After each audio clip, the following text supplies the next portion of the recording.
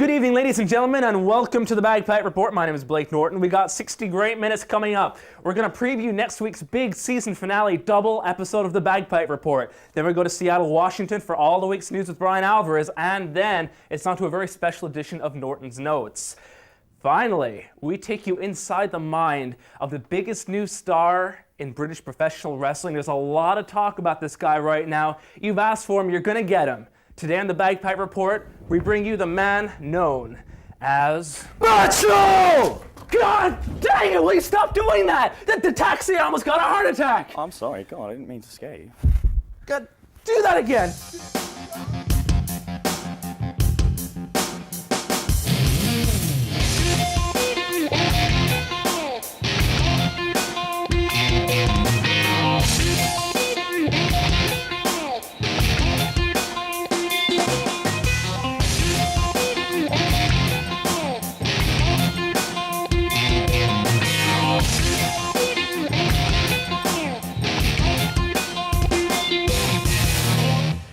Okay, welcome back to the program. On the line right now, we have Brian Alvarez from Seattle, Washington. He's here from the Figure 4 weekly newsletter. You can check it out at WrestlingObserver.com. How are you doing this week, Brian? I'm doing pretty good. Good stuff. Let's kick things off with WWE. SmackDown last week, we saw a couple of girls that we hadn't seen in a few weeks, finalists from the Chicky Boo Tough Enough. Were these guys, Amy Weber and a couple of the other girls who were in the women's competition to get all the money and all that good stuff? I really tried to get rid of out of my mind already. Was this a plan a long time in the making, and why did they bring these girls in? I think that, it's been a plan for a while that these girls were going to be brought in. In fact, several weeks ago, I think Teddy Long or somebody made some comment about how, I can't remember who it was actually, but somebody mentioned that there might be some girls coming in pretty soon. I remember something about that, yeah.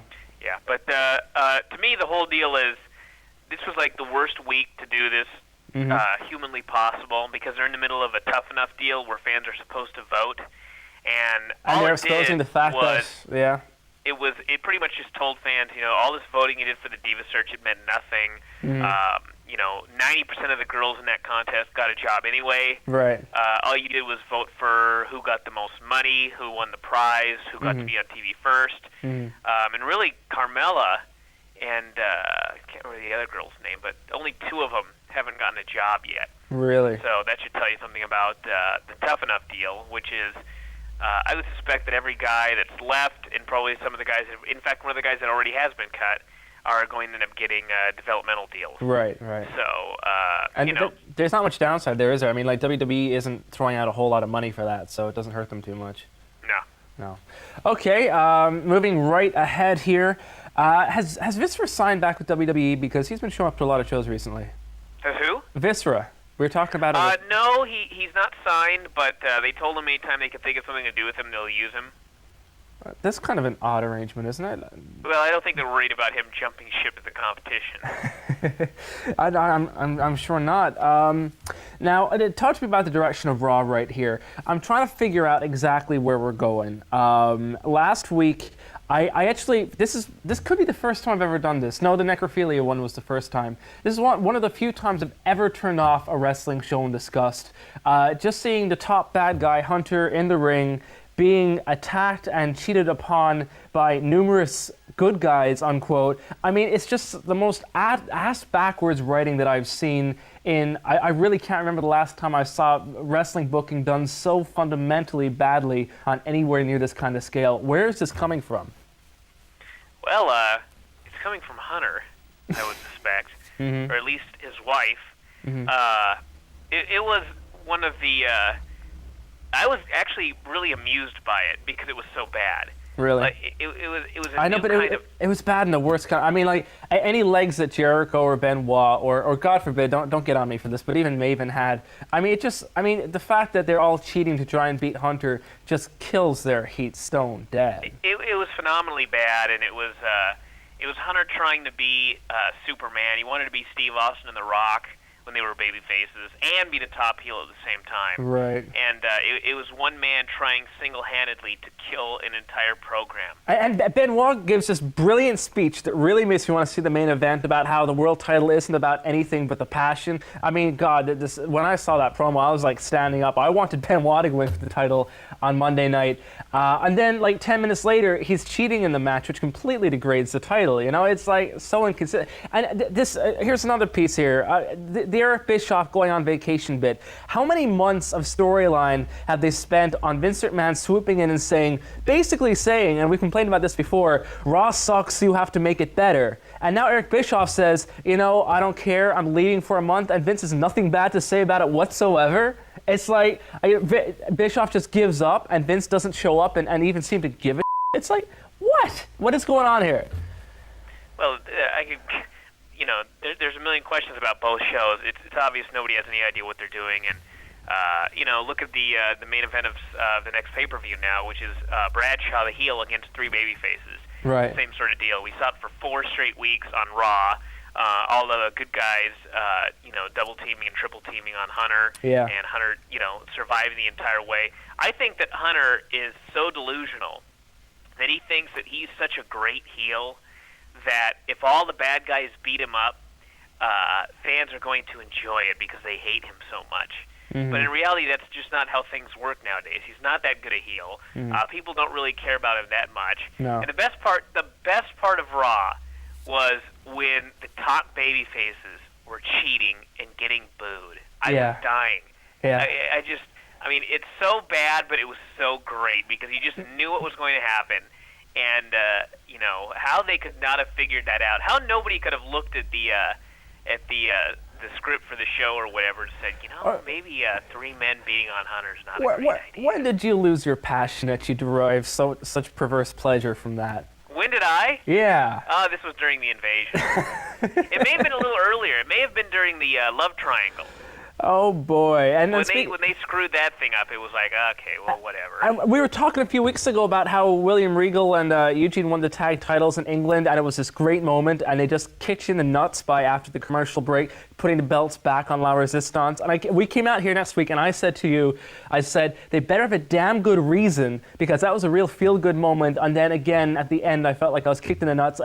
And again, it was something I don't want to watch this show because this happens to me. And here we are a month later. They haven't done anything, as far as I'm concerned, worthwhile to tag belts since they took them right off them a month ago. And here they gave them to Regal and Eugene on a Raw, just a standard Raw back in the old U.S. where it means a lot less. I mean, what was the point of the month in between? What was it?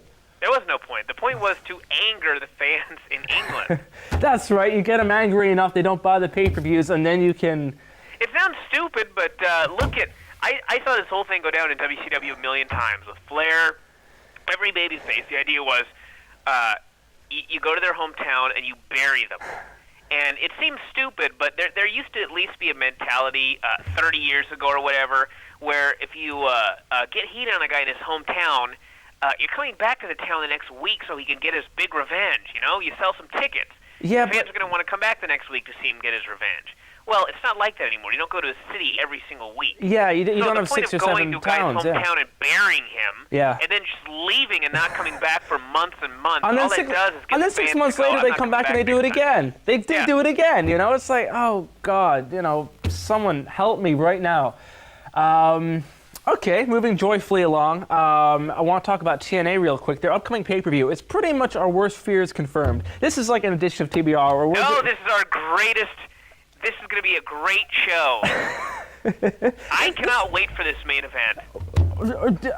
God, is Randy Savage going to take off his coat during the main event, or is he just going to keep it on? Well, it depends on, he's a 50-year-old man. He may be looking in shape within 4 weeks. It's entirely possible. I whatever he uses to get in shape in 4 weeks, I want some. Because I'm a young, spry individual, and I'll come back looking like freaking Conan the Barbarian. The main event, we got Savage, we got Jeff Hardy. Let's see what we got here. and we've got AJ Styles, and they're taking on, of course, the Kings of Wrestling, Jeff Jarrett, Kevin Nash, and Scott Hall. And this is the exact lineup we were afraid of. Nobody here is getting elevated whatsoever. I mean, they're not even integrating, apart from AJ Styles, who was, already a top-tier main eventer in the company like a year or 2 years ago. There is nobody new involved in this. And when Hall and Nash and Savage are gone in like 3 days after the show, or 3 months, or however many weeks it takes, they'll be none the worse, none the better off, only they'll have spent a ton of money on them. This is going to be a great main event, and I encourage everybody to buy this show, because there have been a lot of main events in WWE and even in TNA. Nobody's going to remember the Jeff Hardy, Jeff Jarrett ladder match, or whatever the hell the main event was of the last show. No one's going to remember Booker T and JBL. Nobody's going to remember this four-way, but we will all remember this six-man tag coming up. I can almost guarantee you. So I believe that everybody should purchase it so that they can witness this part of history. If you share Brian's morbid outlook on the wrestling business, this match will set new standards, and you must all see it. New standards. I like the way you stop before you say excellence or. It's not. There will not be new standards of excellence. Well, yeah, hi. Horrible, big-time pro wrestling, and you've got to see it. And then we've got Raven versus Diamond Dallas Page. Is Page coming in for any length of time, and how badly is he banged up? Because to us, he was talking about the yoga he was doing, and Page is a great guy, but that doesn't mean he's in great shape. No, I think his doctor said you could be paralyzed, which is usually not the sort of thing you want to hear before you're going to go in and have a fake wrestling match. It's not a buzz of adrenaline anyway. No. These guys, they're both... I think that they could have a good match. 5 years ago, they definitely could have had a good match. They did in WCW 5 years ago. Yeah, I think that they're both smart enough that they can still do something. Right. But I wouldn't, Intelligent, expect a four-star match or anything. And you're not getting any major bumps, that's for certain. No. Okay, Brian, thank you for joining us this week. As we conclude one of the most morbid outlooks on the world of professional wrestling, but I mean, really, seriously, looking between the major promotions right now, we're really screwed right now in terms of storyline and talent. And the WWE, the fact that they're bringing in all these guys from Hollywood, maybe some of these Hollywood guys, benefit of a doubt here, are going, Hunter's been a bad guy and had the belt for years, so this will be where all the good guys in the last scene, get their revenge. But unfortunately, Maven was not Mick Foley, i.e. people did not care about him enough that if he cheated, they'd still want him to win. Hunter isn't over enough as a heel that people hated him so much that if a comet fell on his head, they wouldn't cheer. And basically, at the end of the day, it's a situation where each show is a show unto itself, and last Monday's show left me befuddled, befuddled, and angered. Well, Alrighty then. See? Everybody get Ohio Valley. It'll make you all happy. See, I got to finish off with me being angry one time. We went to commercial break last week with you ranting about Vince Russo, so... He didn't play the whole way through. Oh, he did. I was saddened. You missed it last week. There's like 3 minutes of Brian ranting, and I guarantee you sometime in the future you will hear that rant. My hand to God. Get me started at the beginning of the deal next time. Okay. Go 20 minutes. Well, speaking of Vince Russo, next week's going to be very interesting, but we'll tell you a little bit more about that later on. Brian, thank you very much. WrestlingObserver.com for the Figure 4 weekly newsletter. Take care of yourself. You do. Okay, now we're going to take a quick look at Raw vs. SmackDown, the new video game for PS2. We were talking about Dave Reckoning on the GameCube a couple of months ago, and you could, for all intents and purposes, call this the SmackDown version of it, the PS2 version of it. What we have here is a new game with even better graphics than before, and a whole lot of new, very nice little bits which make it special. For example, before a match, there's mind games, there's stare downs, there's shoving competitions that you can get fully involved with. In mid-match, you'll have a chopping competition where a special bar comes up. Some cute ideas you've never seen before. Also a great enhancement over the GameCube earlier version of Day of Reckoning is that the music and the voices are off the charts. All the wrestlers in career mode have their own voices. You've got color commentary on the Raw side, Jim Ross and Jerry the King Lawler on SmackDown. You've got Taz and Michael Cole, of course. And all the wrestlers' music is up to date. Even Randy Orton's a very recent one. You've also got new options. You can go backstage. You can ram people's heads into the hoods of cars and take them through catering. Again, expanding on that original base of ideas and just going the whole gambit. It plays a lot like the earlier versions of SmackDown on PlayStation 2. So if you were into SmackDown, you'll definitely like this. That's Raw vs. SmackDown, available on PS2 now.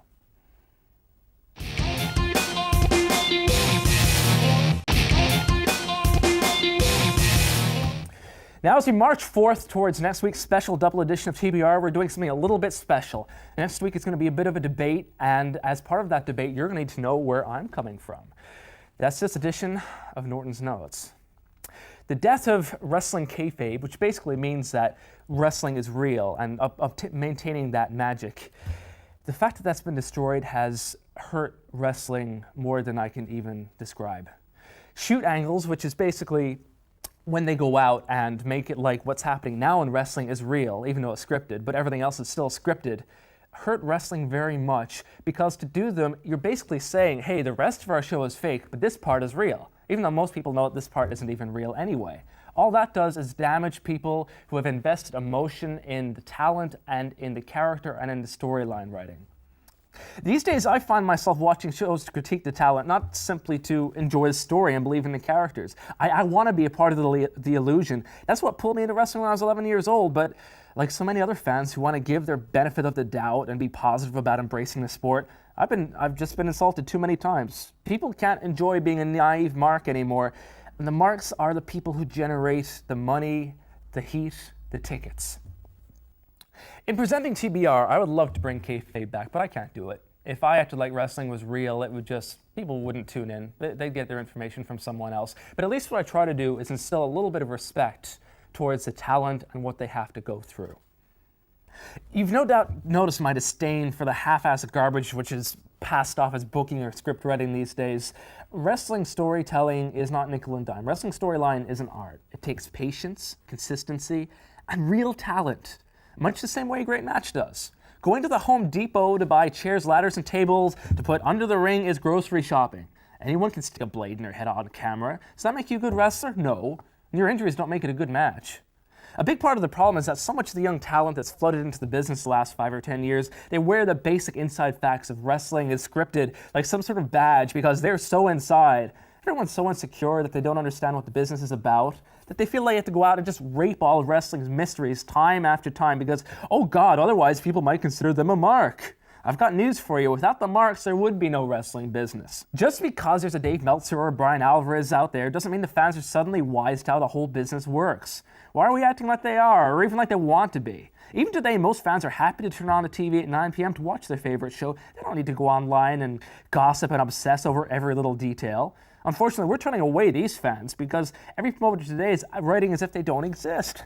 Well, guess what? You're getting your wish. Where writers like Vince Russo and just about everyone else these days are writing for a few thousand fans to read the sheets instead of the millions who watched Hulkamania.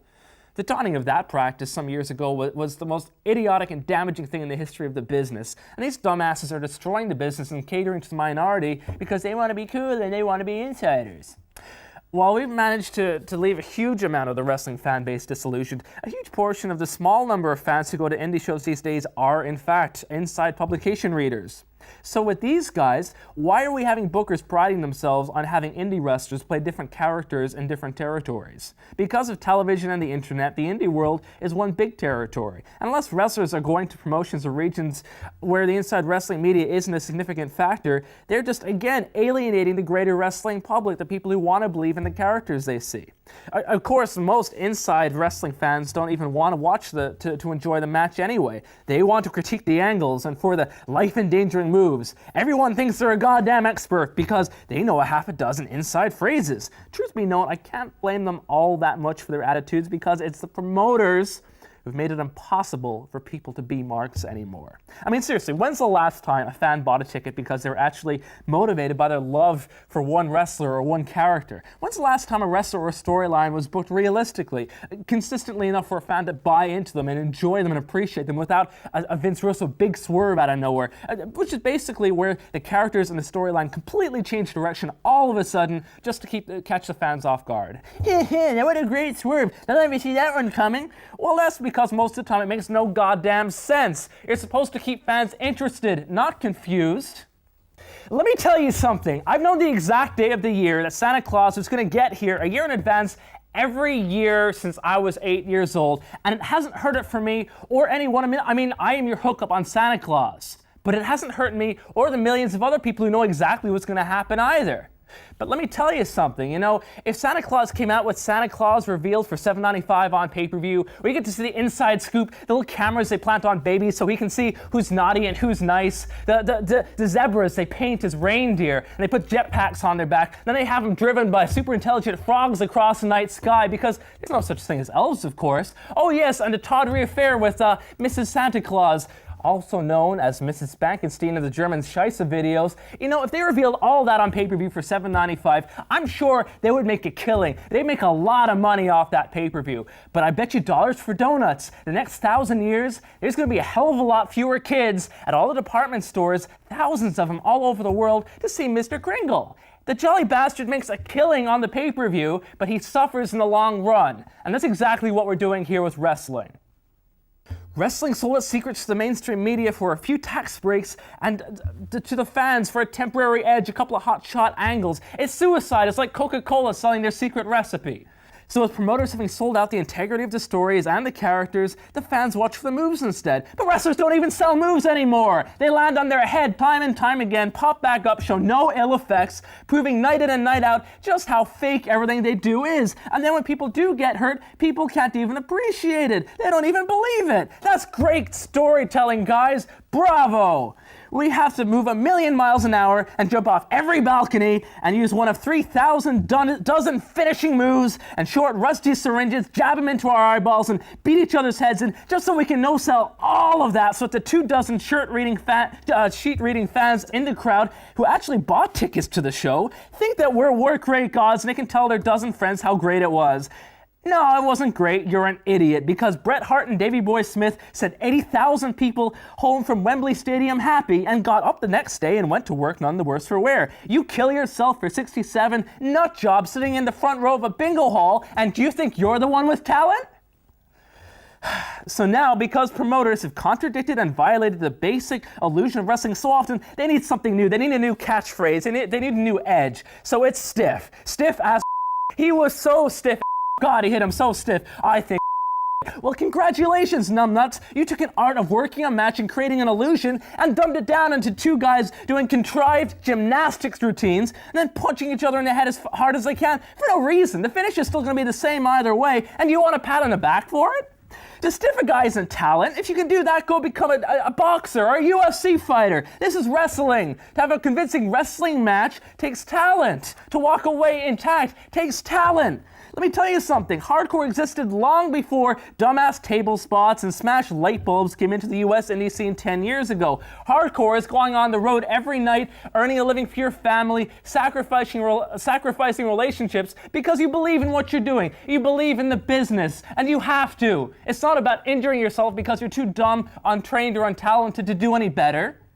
With kayfabe being on a nightly basis, some people liken pro wrestling to daytime dramas and suggest the same rules apply. But each week on Tough Enough, stars come out on TV. Show me one soap where during the show they've got novice actors, people who can't act, come out and audition for it and tell you that these guys might actually start on the show. That really makes you think you're watching a great wrestling promotion, I'm sure. These actors, you know what? They don't hurt themselves. They don't have to put their health on the line every night. Actors do have unions, and actors aren't defined by just one role.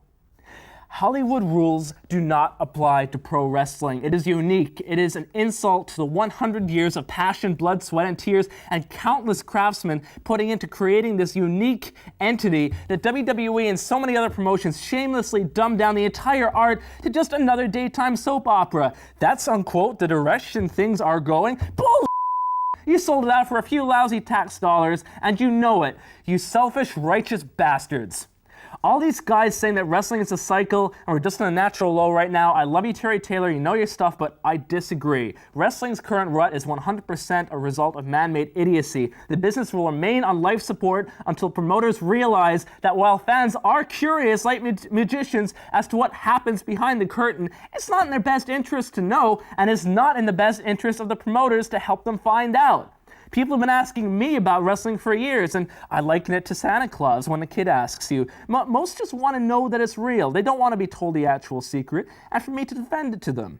These are the fans we turned our backs on. These are the fans who don't require people to die or to maim or to injure each other for the sake of entertainment. Not every punch has to connect, but for God's sakes, have a little bit of self-respect. Show them yourself on the business that bit of respect and you'll get it back.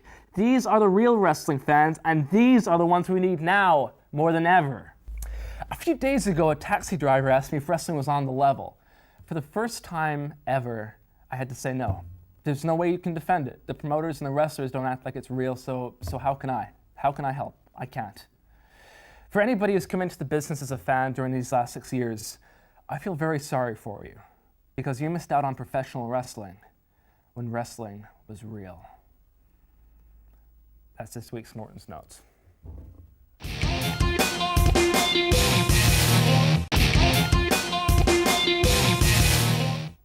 Since he hit the wrestling industry like a bombshell 2 years ago, our next guest has been tipped for the top in professional wrestling. Many people are saying he is the next coming of Goldberg and Brock Lesnar. Other people say that he's the next great British star, something in the mold of a Dynamite Kid or a Davey Boy Smith. Ladies and gentlemen, tonight it is my pleasure to introduce you to the man known as Birchill. Welcome to the show. Good to be here, thank you. Now let's start things off. 2 years. The rise has been phenomenal. I was hearing about you a year ago, and I was over in the States then. I mean, this has been a big deal. And now, as we'll get into later on, there's a lot of talk that WWE might be interested in you. Kick us off from the top. How did you wind up in this crazy business? It started off, originally I was playing a lot of rugby.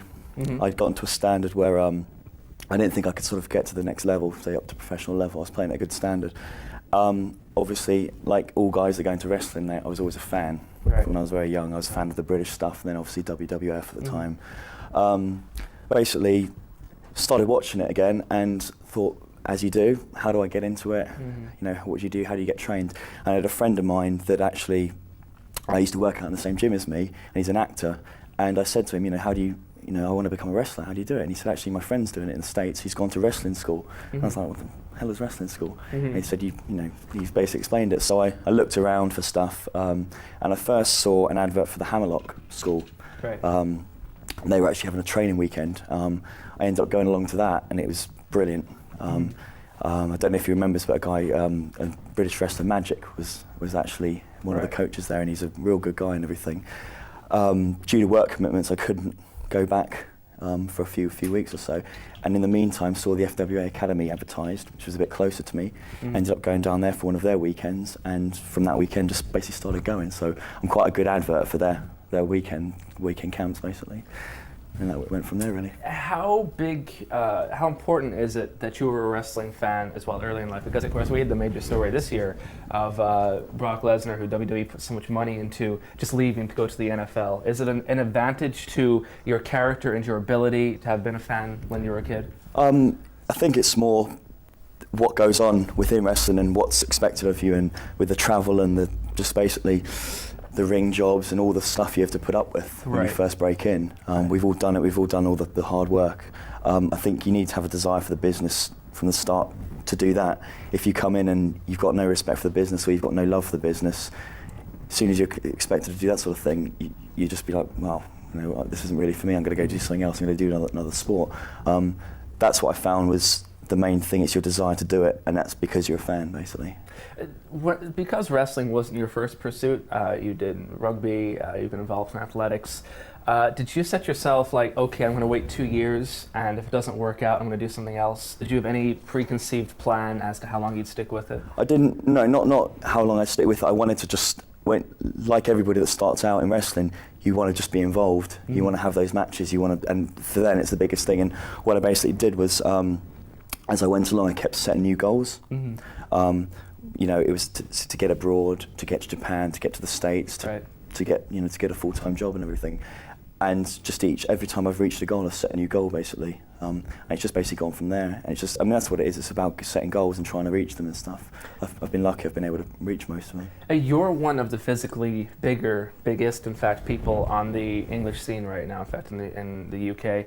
How big an advantage is that? If you're 6 inches shorter, do you think your talent, which nobody denies that you have, would be enough to make you have gone as far as you have in 2 years?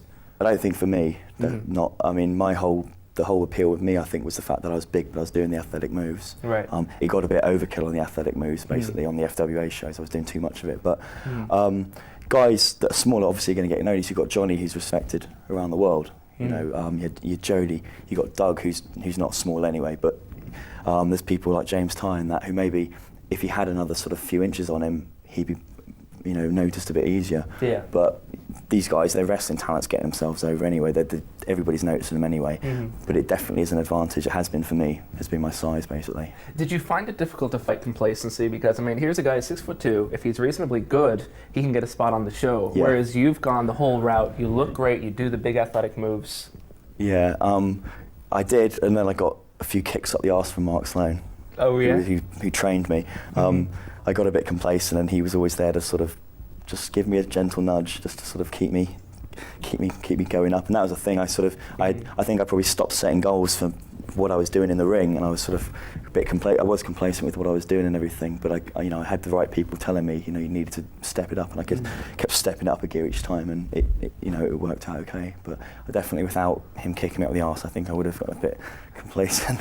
Do you ever find that there's any resentment, the fact that you get such a great push, you're only 2 years in, that you have this look, and everybody revolves around you, at least storyline-wise, and a lot of shows things revolve around you?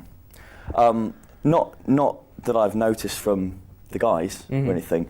You get, obviously, with the that wonderful thing, the internet. I think you get a lot of backlash there. Right. You know, some of us we talk about it sometimes. I'm not a big person that looks on the internet or anything. I haven't got internet. I have to go and use it. But the theory is that a lot of the guys that will slag you off or something are workers, not main workers or anything, but we have this theory that a lot of them probably are under A-listers and don't say the nicest things about you, and a lot of them are just idiots, basically. Well, everybody's got their opinion, but you know, people are always going to pick holes in anything. You know, I've seen, you see things about people like Doug and Johnny who are pretty much flawless in what they're doing. But people are still going to pick holes and stuff. But I haven't had anything sort of from any of the guys I've been with or anything. I've been so surprised at how supportive everybody is, and all the veterans and everything, all the guys that have been there a while. You know, there's always stories of all guys keeping people down, and I've never ever noticed that. You know, all the guys. I mean, all the names of guys. You know, they've always been really helpful. If we do see you on a big international stage sometime soon, of course, so far you've gotten over, I mean, most of the people that I know who are a fan of you is because you're a big burly guy who beats up smaller guys using these incredible looking moves. When you go to WWE, you're no longer the biggest guy, and you're gonna have to get over on character more than that. In fact, a lot of people in WWE have been told not to use so many athletic moves because they don't want them injured. Are you ready for that transition? Is that gonna be a challenge? It's a challenge, definitely. I'm gonna, wherever you go, you're gonna, you know, I was discussing with someone and they said there's no way that if you ever did that, they'd throw you in and expect you just to be able to talk, you know, some guys can talk and stuff, you know, I can talk, but it's something that's going to need coaching. I think with something like that, it's the more bringing out your character. You know, what character are you? Okay, how can I develop that character, and what little things can you bring to the character and stuff? It's going to be a challenge, but I'd look forward to, if I went there, to basically not being one of the bigger guys, just being a normal sized guy and being able to just do the matches with guys, you know, of a similar size. I find I work better off guys that size. I don't work well off smaller guys at all. You know, no offense to them or anything. I'm not comfortable with it. I just feel like a bit of a big goon in there, just throwing them about and stuff. So, you know, it'll be interesting if it happens and everything. Well, if it helps, I'm sure you don't appreciate being thrown around too much either. I don't want to get thrown around too much. No matches with the Big Show. Now, when it comes to the possibility of working in WWE, who in your career has brought you along the most in 2 years to get you to this level? Who's helped you? It's been sort of a few people that have always been there, and sort of people more recently. Since I started, from the very, very first time I started, Mark Sloan at the FWA Academy was the guy that brought me along, and he was the one that just kept putting across to me, you know, you've got these athletic moves, you've got this athleticism, you've got to use it. And I was I didn't really want to use it too much. You know, I didn't want to be a big man, but I wasn't sure how far it would get me. And he always said to me, "You'll have this uniqueness that other guys won't have." And as it turns out, that's what sort of has gotten me over and has got me noticed. And he's always been there, sort of supporting. He's the sort of guy that, whenever I've needed something with anything really, he's the first guy that you go to because he'll do it, he'll sort it, he'll do everything. He started up his academy shows to basically get us guys matches, and what he didn't want me to do was to go out there and just start working before I was ready, and maybe get a hard time. He always said that first impression people get of you, is the one that lasts. And my first impression with a lot of people was my match at Frontiers of Honor, which they held me off for a year, and I did it. He's been good like that. He's been really, really supportive. More recently, guys like Joe Legend, who basically recommended me to his Japanese company. I've been out to Japan and worked. I'm out there again next month. And Drew McDonald. He's the one that basically he recommended me to say WWE to go and work some matches for them. And he's been the guy that's basically been recently just constantly sort of trying to sort that sort of side out things for me. Everybody's got so much respect for him within the business. The fans, they give him a hard time and everything. They don't realise how good he is and how good he is to people. And again, it goes back to this whole thing of saying, the older guys, the veteran guys are going to try and keep you down. And it's been the absolute complete opposite. People like him, with people like Robbie Brookside, always there to give you advice. But I've worked Dave Taylor a lot recently, and the stuff that he tells you, the stuff he's able to put across to you, it's been good. It's all very helpful. There's loads of other guys. All the guys within the FWA, the organisation there, have been really good to me. They've really helped me along, actually. It looks very likely now that you'll have the chance to learn from Jim Cornette as well in the not too distant future, if you do wind up working maybe down in OVW for a while. Have you heard about OVW's reputation and Jim Cornette's reputation? Is that something you'd look forward to doing if you had the chance? Yeah, I mean, if I went out there, I think that's obviously where I'd go. OVW was some of the first tapes I started watching when I got into training, and it was an eye-opener, because obviously knowing that it was their farm system and everything, it was interesting to see how guys develop and how they really bring them along and everything. It's I've sort of kept in touch with it and everything, especially with OVW. It seems like all their guys have come up now. They've got like a new batch of guys now. I know James Ty went there for one of their tryout camps and everything about a year and a half ago or something, and he the stuff he came back with was phenomenal. Just the stuff they told him, you need to do this, you need to do that, and some of the drills and the training exercises that we were doing were so helpful. And I mean, he just spent a week out there. So if I've ever went out there, what I'd learn, it'd just be unlimited. I was talking to D'Lo Brown the other week, and we were talking about it. He said, if you ever talk to Jim Cornette, he said, you learn when you're not even listening. He said, when he talks, you just learn so much from him. He's just got so much knowledge. So I'd look forward to it. Yeah. He is one of our favorite people. So I do hope you do wind up working with him. What are your aspirations from here? Did you expect to have an opportunity like this, and is it something that you were aiming for? And now that you do perhaps have it, if you do wind up on a WWE roster, what would be your goal? Yeah, I mean, if something like that happened, if I was to get the chance to go there and everything, that would be sort of the pinnacle of sort of what you're doing. Say a lot of people say I wouldn't want to work there or something like that, and maybe some people don't, but it's sort of as good as you can get. I mean, some people wind up in Japan, doing very well in Japan and stuff, Puerto Rico, Mexico. But for me, from when I first started, that was what I wanted to do. I wanted to get there. I've never been really interested in going anywhere else. That's been where I want to go. So hopefully, the opportunity comes up that I get to go there at some point. And it happens really, but it's definitely been the one goal I've had. That's been the sort of the big goal, and especially the last, say, year or so, I changed down what I was doing in the ring just to try and work more to that sort of style and everything. I took out a lot of the spots and everything. I mean, say I'm working FWA shows, I'm doing a lot more sort of big moves and stuff, but my regular work every day of the week is very sort of basic. Not basic, but it's just sort of better. More story oriented. It is, yeah. I mean, more heel face, more. It's a lot clearer. Basically, it's been that, and then the whole thing. When we did New Frontiers, we hadn't done a show for sort of 4 months in the FWA, and I'd grown my hair out, and people were like, "Why is he growing his hair out? He doesn't look like a monster." And the whole reason's been so that you've got a bit more of a look rather than having short hair. It's just you got to sort of think of these things. I mean, I was thinking of it sort of a year ago. Now, coming out of the UK and Ireland, there is a certain bar. There's a legacy of sorts. For one thing, a lot of today's style did originate in England. I mean, it's one of the holy lands of professional wrestling. You've got guys like Dynamite Kid, the British Bulldog, William Regal there today, who have set just an incredibly high bar for performance. Is that something that you're going to be aware of as you move forward in your career? Yeah, it is. More recently, Doug Williams as well. Absolutely. You know, he's the darling of all the American indie scene and everything. Absolutely. Yeah, Ring of Honor has had amazing Yeah, success. it is. And actually, it's funny when a lot of the guys on that scene, they work in a lot of English stuff now. A lot of them, they're doing more English stuff than the English guys. Yeah. But it's just fair enough, they doing it very well. But yeah, I mean, there's guys like obviously Dynamite for his work rate, Davey Boy for how over he was with everybody, and still remember the match he did with Bret Hart At Wembley Stadium. and just how huge it was and everything. You know, to ever get to that sort of level of stardom that he got to would be amazing. But I'm aware of it. I mean, my hero always, the guy I've always watched, liked watching, and I still watch, was Mark Rocco. Just the whole. He just looked completely out of control in the ring. Might have been, I don't know, but he just was fantastic. Yeah, absolutely fantastic. Another guy that was before his time, really, in what he was doing. He had some great matches.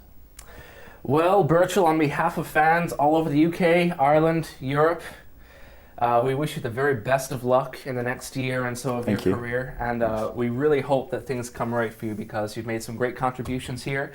And we hope you continue to make them to the world of professional wrestling. Thank you. Thanks a lot. Thank you for joining us.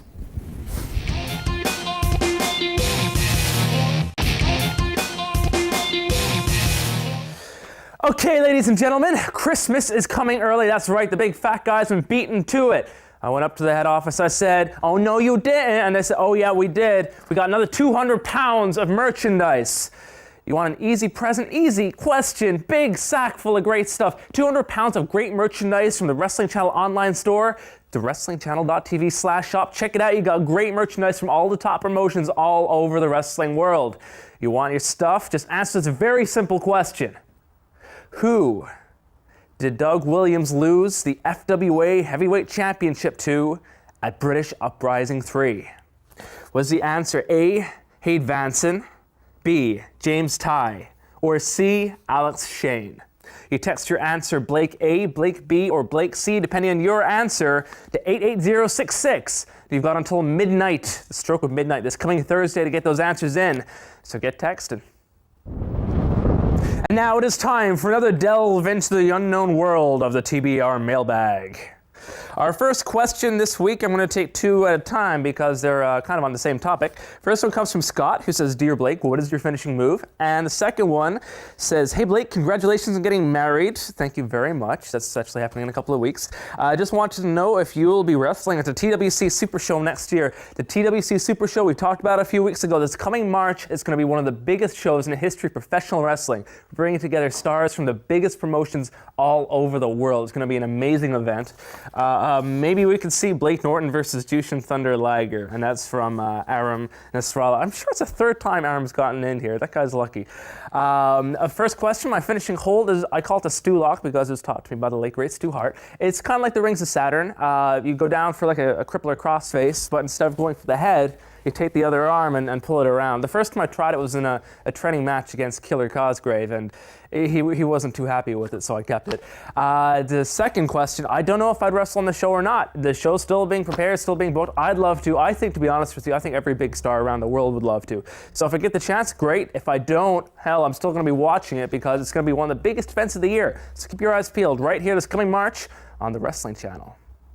The next question comes from Adam in Exeter, who would like to know, "Hey Blake, love the show, watch every week." Thank you very much, Adam. The Wrestling Channel is amazing. If it weren't for TWC, I'd be stuck watching WWE or waiting weeks for tapes to come overseas. You've saved me. Well, you're very welcome. You can send any checks and contributions or merchandise you want to the following. Never mind. Anywho, my question. When I leave school, which isn't so far away, I want to be a wrestling promoter. I've been told the age of 16, I'll be able to be a legal promoter. Is that true? Also, being that money is such a factor, how much would you say it would take to start a promotion?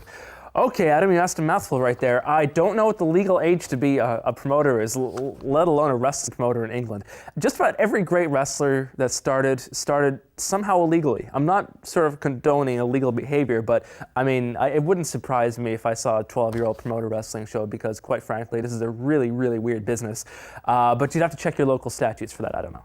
As far as what you need financially, it depends on what you aim for. If you go ahead and do something like book the Coventry Dome, I think Alex Shane was talking about this a few weeks ago, you're going to run into trouble. The basic idea is that keep it small and build it up bit by bit by bit by bit by bit. How much money do you need to start? Quite a bit. You're going to have to buy a ring. You're going to have to buy a place to put the ring. You're going to have to rent storage. You're going to have to rent the arena for your first wrestling show. You're going to have to pay for wrestlers. Your first show alone is going to cost you a lot of money. So do me a favor. Be careful. Best of luck. Now it's time for our final Q&A of the evening, courtesy of Anthony in Hereford, who would like to know. Hi Blake, firstly I would like to say how much I enjoy this show. It's good to be kept up to date with all the wrestling promotions around the world. Thank you very much, Anthony. Have the WWE got any plans to give SmackDown a few more high-profile superstars from Raw? I think SmackDown needs new blood to make it more interesting, as it has been lacking over the last few months. What do you think? And do you think such superstars as Hulk Hogan, Randy Savage, Steve Austin, and Diamond Dallas Page will ever make a return to WWE? Well, Anthony, the show hasn't been, a couple of years ago, SmackDown was really good. Last couple of months has also been not too bad. You know, they had a really bad run about a year ago. Right now, I'm pretty much enjoying the show. They do still have some great wrestlers, and it usually comes down to the way they're used. You know, it doesn't matter how many Van Dams or Mysterios or guys of that caliber or Kurt Angles you have or Eddie Guerreros, it's how they're used, and it's what kind of matches they're put in and things that are interesting to watch. So as long as they keep doing that, I'll keep watching. As far as the stars you mentioned, I suppose you could say that it depends on how the promotion goes. If WWE feels that what they got right now isn't hot enough, they don't have the chance and they don't have the stars to make the promotion interesting, they will bring back Hulk Hogan, Randy Savage, Steve Austin, Diamond Dallas Page. However, these guys have made their mark in the business. They're past their prime physically. So if they do go back to them, it's usually a sign that they're not too happy with how the promotion's doing right now. So I think the longer they concentrate on the guys like the Mysterios and the Van Dams, I think the better a show it'll be. I feel it in my fingers. I feel it in my toes. Live wrestling events in the UK and Ireland are coming your way. All Star Wrestling promote a show Friday the 3rd of December in the Grimsby Auditorium. On to Irish Whip Wrestling on Thursday the 2nd of December in Lucan, Dublin. Premier Promotions presents a wrestling spectacular Saturday the 4th of December. And if the show's anything as good as the title, you gotta go see it. On Friday the 10th of December, 3 Count Wrestling invades Billingham. Then on Saturday the 11th, Revolution British Wrestling takes place in London.